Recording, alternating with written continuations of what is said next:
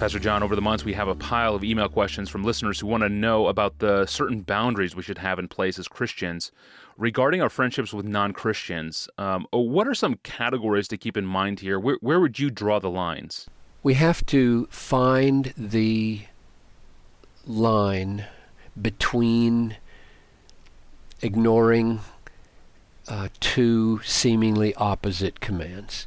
One is do not be deceived.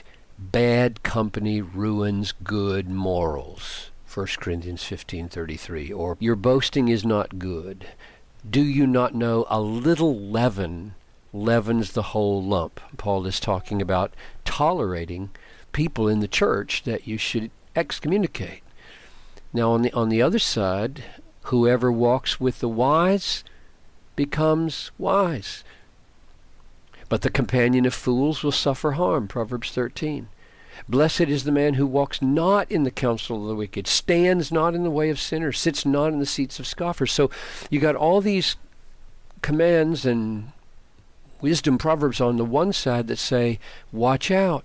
Hanging out with corrupt people can lead to your corruption. Now, on the other side, of course, you got Jesus, who not only ate with tax collectors and sinners, but he was called the friend of tax collectors and sinners because that's, in fact, what he did so often. And you got Paul saying, if you take me as me, when I say don't hang out or separate yourself from sexually immoral people, if you think I mean the world, then that won't work, because then you'd have to go out of the world. 1 Corinthians 5:9. He doesn't mean don't associate with greedy, swindlers, idolaters, since then you would need to go out of the world, he says in 1 Corinthians 5:9. So Paul is with Jesus in saying, no, you're going to be thrown together with these people. You should take opportunities. You should become all things to all people in a biblical way. So we've got these two sets of admonitions, and we have to discern which ones apply when. And I would say,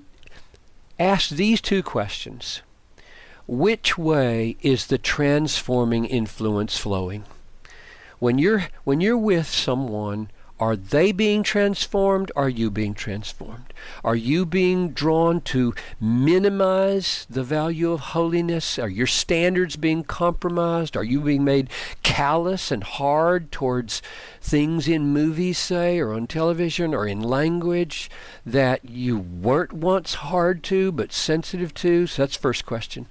And the second question is, are we loving these people for their sake? That is, that they would come to faith and they would become godly? Or do we really love them because we love what they enjoy and really just like being with them in their worldliness? I think a lot of people justify hanging out with worldly people because they are worldly Christians, and they feel at home with those worldly Christians, and the things they laugh at, they don't regard as offensive. The things they watch in movies, they don't regard as a problem.